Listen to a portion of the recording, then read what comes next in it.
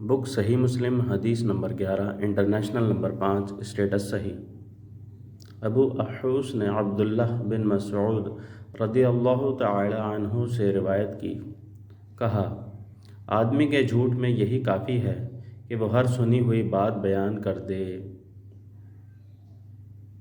بک صحیح مسلم حدیث number 12 international number 5 صحیح اسٹیٹس۔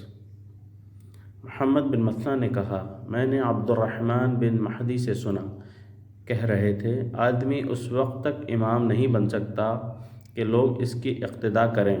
یہاں تک کہ وہ سنی سنائی بعض باتوں کو بیان کرنے سے باز آ جائے۔ بک صحیح مسلم حدیث نمبر 13 انٹرنیشنل نمبر 5 اسٹیٹس صحیح۔ سفیان بن حسین سے روایت ہے، کہا ایاس بن معاویہ نے مجھ سے مطالبہ کیا اور کہا میں تمہیں دیکھتا ہوں کہ تم قرآن کے علم سے شدید رغبت رکھتے ہو، تم میرے سامنے ایک سورت پڑھو اور اس کی تفسیر کرو تاکہ جو تمہیں علم ہے میں بھی اسے دیکھوں۔ کہا میں نے ایسا کیا تو انہوں نے مجھ سے فرمایا جو بات میں تم سے کہنے لگا ہوں اسے میری طرف سے ہمیشہ یاد رکھنا، ناپسندیدہ منکر روایات کو بیان کرنے سے بچنا، کیونکہ ایسا نہ ہونے کے برابر ہے کہ کسی نے یہ کام کیا ہو، منکر روایات بیان کیں اور وہ اپنی ذات میں ذلیل نہ ہوا ہو اور اس کی بیان کردہ حدیث کو جھوٹا نہ سمجھنا گیا ہو۔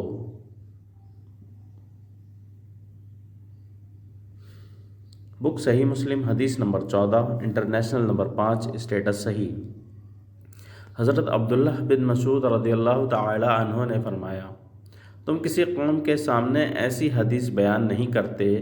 جس کے صحیح مفہوم تک ان کی عقلیں نہیں پہنچ سکتی مگر وہ ان میں سے بعض کے لیے فتنے کا موجب بن جاتی ہیں۔ بک صحیح مسلم حدیث نمبر 15 انٹرنیشنل نمبر 6 اسٹیٹس صحیح۔ ابو ہانی نے ابو عثمان مسلم بن یسار سے، انہوں نے ابو ہریرہ رضی اللہ عنہ سے، انہوں نے رسول اللہ صلی اللہ علیہ وسلم سے روایت کی کہ آپ نے فرمایا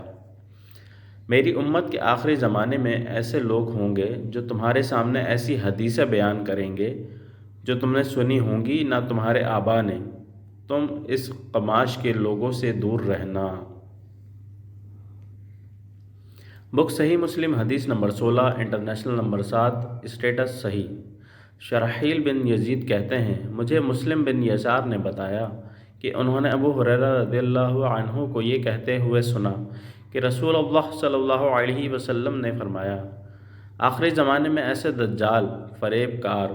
کذاب ہوں گے جو تمہارے پاس ایسی احادیث لائیں گے جو تم نے سنی ہوں گی نہ تمہارے آبا نے، تم ان سے دور رہنا کہیں وہ تمہیں گمراہ نہ کر دیں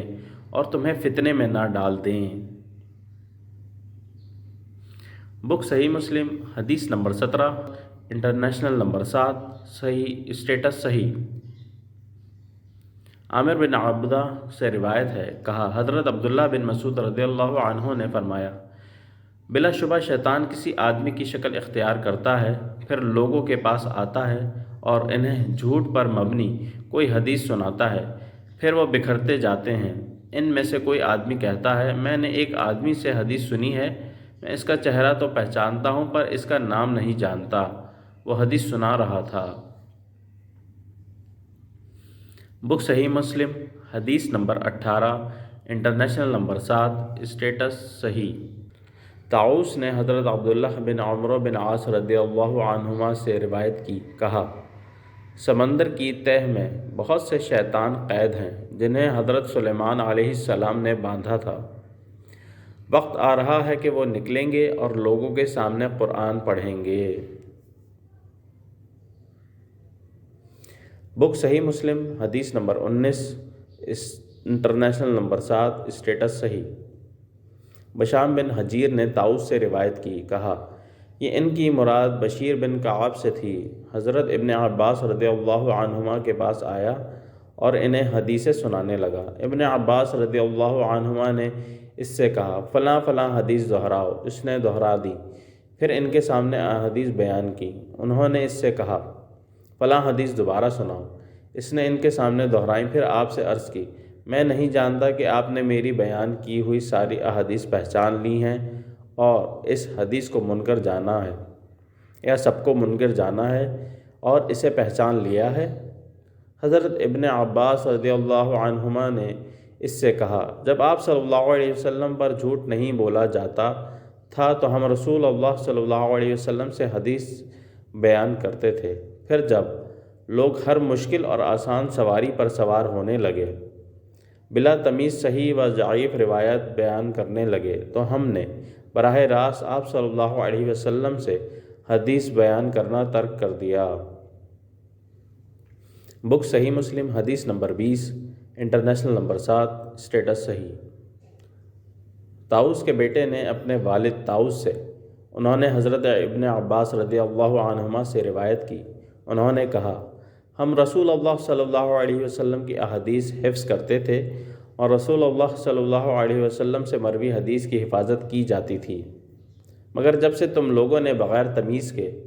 ہر مشکل اور آسان پر سواری شروع کر دی تو یہ معاملہ دور ہو گیا، یہ بعید ہو گیا کہ ہماری طرح کے محتاط لوگ اس طرح بیان کردہ حدیث کو قبول کریں، پھر یاد رکھیں